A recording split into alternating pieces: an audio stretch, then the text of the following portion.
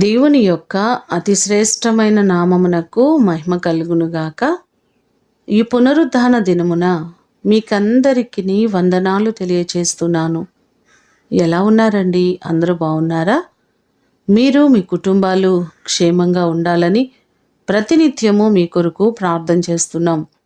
ఈ దినము కుటుంబంగా మందిరానికి వెళ్తున్నారా? ప్రభువు దినం ఆయనను స్తుతించ బద్ధులమయ్యున్నాం. నమ్మకంగా ఆయన సన్నిధిలో మనము కనబడినట్లయితే దేవుడు మన కుటుంబాలను బహుగా ఆశీర్వదిస్తారు. ఈ దినము మిమ్ములను బలపరచు దేవుని మాట, నీ ప్రార్థనలన్నీయు యెహోవా సఫలపరచునుగాక. కీర్తనలు 20వ కీర్తన 5వ చరణం. మనము చేస్తున్న ప్రార్థనలను, మన విన్నపములను సఫలపరిచే దేవుడు ఆయనే. ఎందుకంటే ఆయన ప్రార్థన ఆలకించు దేవుడు అని 65వ కీర్తన 2వ చరణంలో మనకు కనబడుతుంది. ఆయన సన్నిధిలో చేసిన ప్రతి ప్రార్థనకు సమాధానమునిచ్చే గొప్ప దేవుడు ఆయనే. కీర్తనలు 20వ కీర్తన 4వ చరణంలో కూడా చూస్తే, నీ కోరికను సిద్ధింపచేసి నీ ఆలోచన యావత్తును సఫలపరచునుగాక అని దావీదు భక్తుడు అంటున్నారు. మీరు తలపెడుతున్న ప్రతి పని, ప్రతి ప్రయత్నమును దేవుడు సఫలపరుస్తానని ఆయన వాగ్దానం చేస్తున్నారు. మీరు ప్రారంభించిన ప్రతి పనిలో దేవుడు తప్పకుండా మీకు విజయమును అనుగ్రహించేవారు.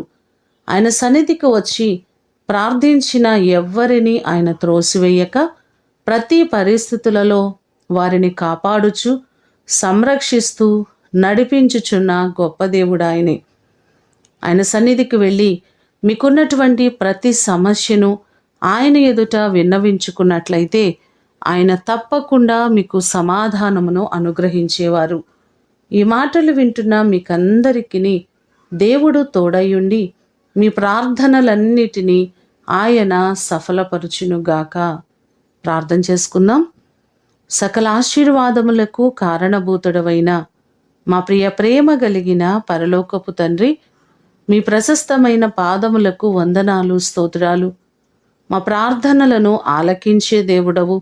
నీ సన్నిధికి వచ్చి ప్రార్థించిన ఏ ప్రార్థనను త్రోసివేయక, నీ కృప చొప్పున నిరంతరము మాకు సహాయము చేయుచున్న గొప్ప దేవుడవు నీవే ప్రభువా. మిమ్ములను స్తుతిస్తున్నాము, మీ నామాన్ని ఘనపరుచుచున్నాము ప్రభువా.